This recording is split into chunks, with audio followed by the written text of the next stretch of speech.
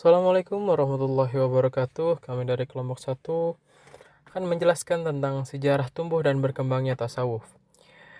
Kelompok kami beranggotakan 4 orang, yaitu saya sendiri, Muhammad Rifki, lalu kemudian ada Nur Laila Sari, kemudian ada Ahmad Sohibul Wafa, dan yang terakhir ada Agus Mulyana. Pada kesempatan kali ini, pembahasan yang kita akan ulas adalah tentang asal-usul tasawuf dan perkembangan tasawuf. Yang pertama, asal-usul tasawuf. Secara etimologi, para ahli berbeda pendapat tentang akar kata tasawuf. Ada 6 pendapat dalam hal ini, yakni yang pertama, kata sufah yang berarti emperan Masjid Nabawi yang didiami oleh sebagian sahabat Ansor. Hal ini kemudian karena amalan ahli tasawuf hampir sama dengan apa yang diamalkan oleh para sahabat tersebut, yakni mendekatkan diri kepada Allah Subhanahu wa taala. Lalu yang kedua ada kata sof yang berarti barisan. Istilah ini dianggap sebagian ahli sebagai akar kata tasawuf karena ahli tasawuf adalah seorang atau sekelompok orang yang membersihkan hati sehingga mereka diharapkan berada pada barisan atau sof pertama di sisi Allah Subhanahu wa taala.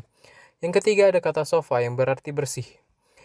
Karena ahli tasawuf berusaha untuk membersihkan jiwa mereka untuk terus mendekatkan diri kepada Allah Subhanahu wa taala.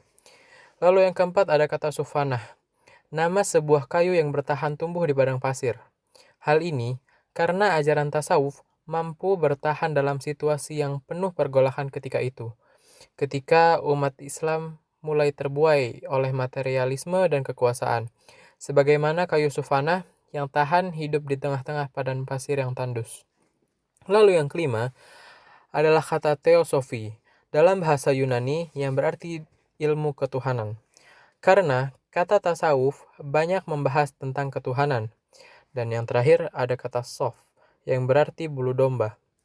Karena para ahli tasawuf pada masa awal memakai pakaian sederhana yang terbuat dari kulit atau bulu domba. Selanjutnya, perkembangan tasawuf. Yang pertama, pada masa Rasulullah Shallallahu Alaihi Wasallam yang berlangsung pada 13 sebelum Hijriah sampai 11 Hijriah. Tasawuf pada masa Rasulullah Shallallahu Alaihi Wasallam adalah sifat umum yang terdapat pada hampir seluruh sahabat-sahabat Nabi tanpa terkecuali. Sebab beliau yang memberikan dasar pertama tentang tasawuf yang didasarkan pada Al-Quran dan hadis. Salah satu contohnya yaitu setiap bulan Ramadan Nabi tidak pernah absen untuk melakukan tahannuts dan khalwat di Gua Hira untuk mendapatkan hidayah dan bimbingan dari Allah Subhanahu wa taala sehingga hati dan jiwa menjadi bersih dan terjaga. Sampai akhirnya beliau datangi malaikat Jibril alaihissalam untuk menyampaikan wahyu pertama dari Allah Subhanahu wa taala. Berdasar pada aktivitas Rasulullah tersebut, nampak bahwa penekanan ajaran tasawuf pada periode ini berupa amalan atau ibadah keruhanian yang dilakukan Nabi Shallallahu Alaihi Wasallam dalam hidupnya yang berupa tahannuts, khalwat, perilaku juhud, dan lain sebagainya. Yang kedua, pada masa sahabat yang berlangsung pada 11 sampai 40 Hijriah. Di samping pola hidup dan kehidupan Rasulullah yang ideal itu menjadi suri tauladan bagi para sahabat. Kehidupan dan ucapan para sahabat juga merupakan sumber aktivitas kesufian tempat menimba ilmu para sufi. Dalam hidup bertasawuf, para sahabat telah berusaha berbuat sesuai dengan tuntunan Rasulullah. Hidup mereka penuh dengan sifat-sifat kesederhanaan, waro, tawadu, dan zuhud, semata-mata mengharap ridho dari Allah Subhanahu wa taala. Beberapa sahabat yang tergolong sufi di abad pertama yaitu Khulafaur Rasyidin, Abu Ubaidah bin Zarrah, Sa'id bin Amr, dan lain-lain. Menurut catatan sejarah, di antara sahabat Nabi yang pertama kali menjadikan ibadah sebagai satu tarekat yang khusus adalah Huzaifah bin Al-Yamani. Ia adalah seorang sahabat Nabi yang mulia dan terhormat. Beliau yang pertama kali menyampaikan ilmu-ilmu yang kemudian kita kenal dengan tasawuf, dan beliau pula lah yang membuka jalan serta teori-teori untuk tasawuf itu. Penekanan ajaran tasawuf pada periode ini sama dengan periode sebelumnya, yakni hidup zuhud, yang senantiasa berpegang teguh pada Al-Quran dan As-Sunnah. Adapun tokoh-tokohnya yaitu Abu Bakar As-Siddiq, Umar bin Khattab, Utsman bin Affan, Ali bin Abi Thalib, Abu Ubaidah ibn al-Zarrah, Said bin Amr, Abdullah bin Mas'ud, Abu Dzar al-Ghifari, Salim Maulana, Abu Huzaifah, Abdullah bin Umar, Miqdad bin Aswad, Salman al-Farisi, dan lain sebagainya. Selanjutnya yang ketiga yaitu pada masa Tabi'in yang berlangsung pada 41 sampai 100 Hijriah. Para sufi dari kalangan tabi'in adalah murid-murid dari para sahabat Nabi Shallallahu Alaihi Wasallam. Di antara tabi'in yang sering dianggap sebagai peletak dasar ajaran tasawuf adalah Hasan al-Basri yang merupakan murid terdekat dari Huzaifah bin al-Yaman yang pandangannya berpegang teguh pada zuhud, rojo, dan khauf. Ajaran-ajaran yang muncul pada abad ini yaitu khauf, rojo, ju atau sedikit makan, sedikit bicara, sedikit tidur, zuhud atau menjauhi dunia, khalwat atau menyepi, salat sunnah sepanjang malam dan puasa di siang harinya, menahan nafsu, kesederhanaan, memperbanyak membaca Al-Quran, dan lain-lainnya. Para zahid ketika ini sangat kuat memegang dimensi eksternal Islam atau syariah, dan pada waktu yang sama juga menghidupkan dimensi internal atau batiniah. Selain mereka berdua, tokoh sufi lain pada masa tabi'in ini antara lain Ibrahim bin Adam, Sufyan bin Sa'id Ats-Tsauri, Daud At-Tai, Malik bin Dinar, Sabit Al-Banani, Ayub Asy-Syaktayani, Muhammad bin Wasi, Taus, Robi bin Khaitsam, dan lain-lain. Dan di masa tabi'in ini, pelajaran tasawuf sudah mulai diajarkan dalam bentuk disiplin ilmu. Di samping itu, penekanan ajaran juga berupa konsepsi tentang zuhud, raja, khauf, dan mahabbah yang berpedoman pada Al-Quran, sunnah, dan tradisi sahabat. Oke, selanjutnya yaitu masa penyebaran tasawuf yang berlangsung kira-kira pada tahun 100 sampai 450 Hijriah. Pada masa ini perkembangan tasawuf dibilang cukup pesat, ditandai dengan adanya segolongan ahli tasawuf yang mencoba menyelidiki inti ajaran tasawuf yang berkembang pada masa itu, sehingga mereka membaginya ke dalam 3 macam, yaitu tasawuf yang berhentikan ilmu jiwa, ilmu akhlak, dan metafisika. Pada masa ini tasawuf sudah mulai mengembangkan sayapnya keluar tanah Arab seperti Iran, India, Afrika, dan lain-lain, yang ditandai dengan tumbuhnya tarekat-tarekat, termasuknya filsafat dan pengaruh filsafat dan syiah ke dalam konsepsi tasawuf. Pada masa ini tokoh sufi yang muncul diantaranya adalah Ma'ruf al-Karhi, Abu Sulaiman ad-Darani, Abul Faiz Dzunun bin Ibrahim al-Misri, Haris al-Muhasibi, Abul Hasan Siri as-Sidqi, dan lain-lain.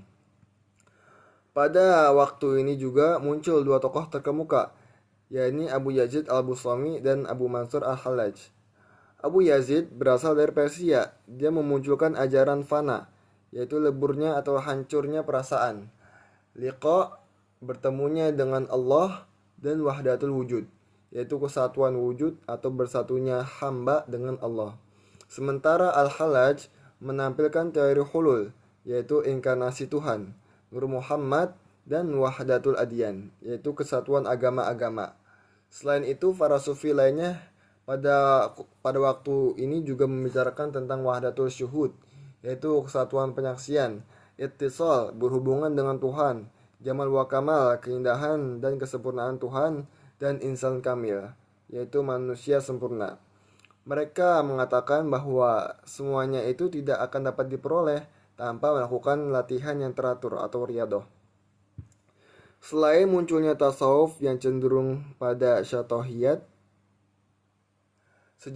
yaitu sejenis ungkapan-ungkapan ganjil dan semi falsafi yang dipelopori oleh 2 tokoh di atas, pada waktu ini juga muncul gerakan banding yang dipelopori oleh Syekh Junaid al-Baghdadi. Dia memagari ajaran-ajaran tasawuf dengan Quran dan hadis dengan ketat dan mulai meletakkan dasar-dasar tarekat, cara belajar dan mengajar, tasawuf, syekh, mursyid, murid, dan murad. Dengan kata lain, pada waktu ini muncul 2 madhab yang saling bertentangan, yaitu mazhab tasawuf sunni yang dipimpin oleh Syekh Al-Junaid al-Baghdadi dan mazhab tasawuf semi falsafi yang dipelopori oleh Abu Yazid dan Al-Hallaj. Perlu diketahui pula bahwa pada waktu ini tasawuf mencapai peringkat tertinggi dan jernih serta memunculkan tokoh-tokoh terkemuka yang menjadi panutan para sufi setelahnya. Selanjutnya yaitu masa konsolidasi. Masa yang berjalan pada abad ke-5 Hijriah. Ini sebenarnya kelanjutan dari pertarungan dua mazhab pada kurun sebelumnya. Pada kurun ini, pertarungan dimenangkan oleh mazhab tasawuf Sunni dan mazhab saingannya tenggelam. Mazhab tasawuf Sunni mengalami kegemilangan. Ini dipengaruhi oleh kemenangan mazhab teologi Ahlus Sunnah wal Jamaah yang dipelopori oleh Abu Hasan al-Asy'ari. Dia melakukan kritik pedas terhadap teori Abu Yazid dan Al-Hallaj, sebagaimana yang tertuang dalam syatohiyat mereka yang dia anggap melenceng dari akaidah dan akidah Islam. Singkatnya, pada waktu ini merupakan pemantapan dan pengembalian tasawuf ke landasan awalnya, yaitu Quran dan hadis. Tokoh-tokoh yang menjadi panglima mazhab ini antara lain adalah Al-Qusairi, Al-Harawi, dan Al-Ghazali. Al-Qusairi adalah sufi pembela teologi Ahlus Sunnah wal Jamaah dan mampu mengkompromikan syariat dan hakikat. Dia mengkritik dua hal dari para sufi mazhab semi falsafi, yaitu syatohiyat dan cara berpakaian yang menyerupai orang miskin, padahal tindakan mereka bertentangan dengannya. Menurut Al-Qusairi, kesehatan batin dengan memegang teguh ajaran Quran dan hadis lebih penting daripada pakaian lahiriah. Tokoh kedua adalah Al-Harawi. Dia bermaksud Hanabilah, maka tidak heran dia bersikap tegas dan tandas terhadap tasawuf yang dianggap menyelewengkan. Hal yang dikritik oleh Al-Harawi atas ajaran tasawuf sunni falsafi adalah ajaran fana yang dimaknai dengan kehancuran wujud sesuatu yang selain Allah. Kemudian dia memberikan pemaknaan baru atas fana tersebut dengan ketidaksadaran atas segala sesuatu selain yang disaksikan Allah Subhanahu wa ta'ala. Selain itu, Al-Harawi juga mengkritik syatohiyat. Terkait ini dia menyatakan bahwa syatohiyat hanya muncul dari hati seseorang yang tidak tentram atau ketidaktenangan. Kemudian tokoh yang terakhir adalah Al-Ghazali.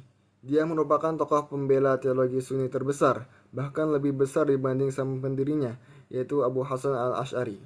Al-Ghazali menjauhkan ajaran tasawufnya dari gnostik, sebagaimana yang mempengaruhi para filosof muslim, sekte Ismailiyah, Syiah, Ikhwan Sofa, dan lain-lain. Ia juga menolak konsep ketuhanan Aristoteles, yaitu emanasi dan penyatuan. Terkait teori kesatuan, Al-Ghazali menyodorkan teori baru tentang makrifat dan taqarrub ilallah tanpa diikuti penyatuan dengannya. Selanjutnya yaitu masa falsafi yang berlangsung kira-kira pada abad 6 sampai 7 Hijriah. Pada masa ini muncul dua hal penting. Yang pertama, kebangkitan kembali tasawuf semi falsafi yang setelah bersinggungan dengan filsafat maka muncul menjadi tasawuf falsafi. Dan yang kedua, munculnya orde dalam tasawuf atau yang sering disebut dengan tarekat.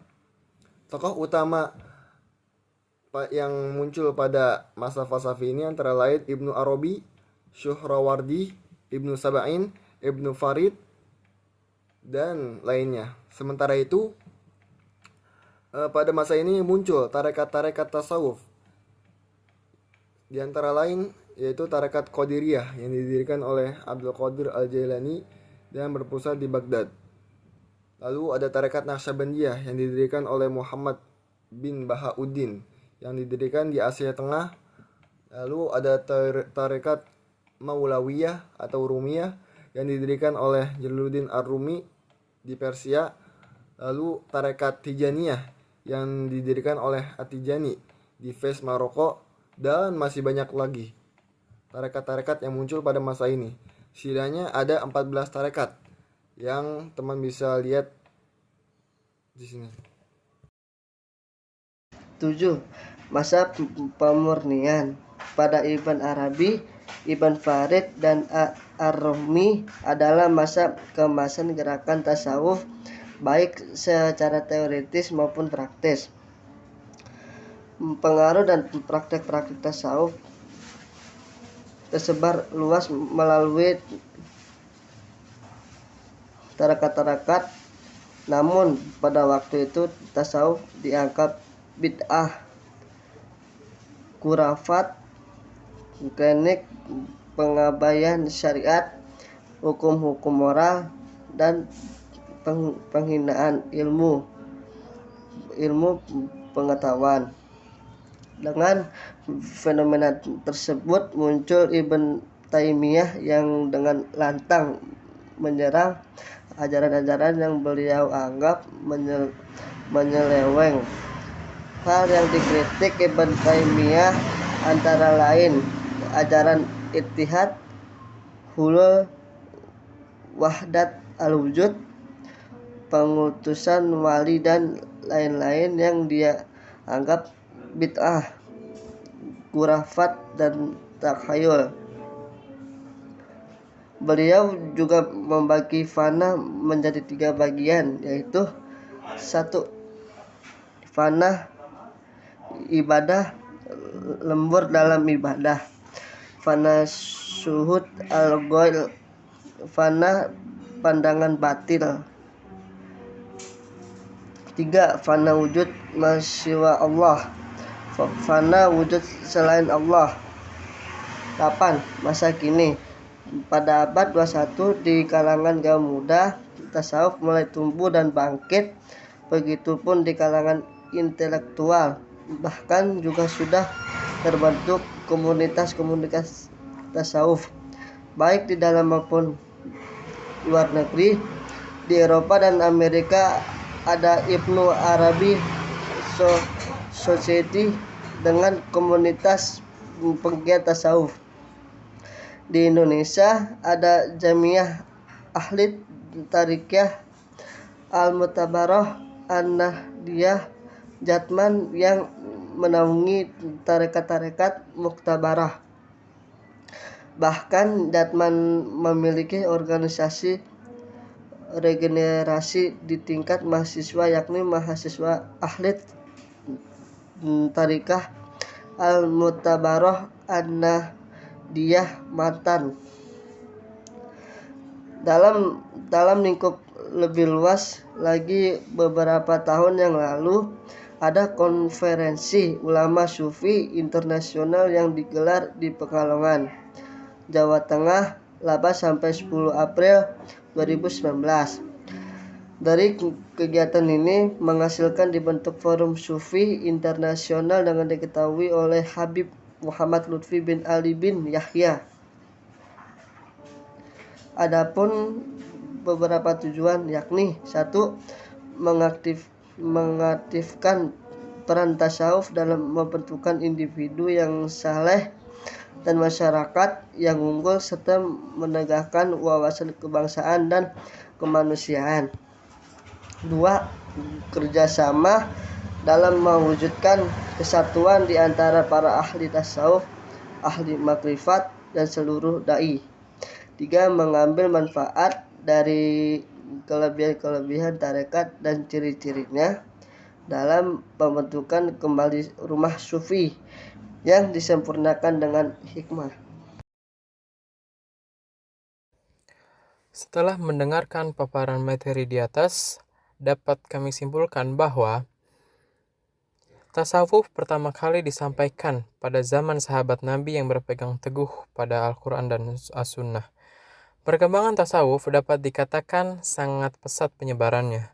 Pada proses penyebarannya, sempat terjadi penyimpangan pada prakteknya. Kemudian hal ini dapat perlawanan hingga kembali kepada Al-Quran dan As-Sunnah dan tetap eksis sampai saat ini. Meskipun berada di dalam tekanan, hal ini tetap eksis di masyarakat. Untuk itu, alangkah baiknya kita mempelajari dan mencari tahu lebih dalam tentang hal ini.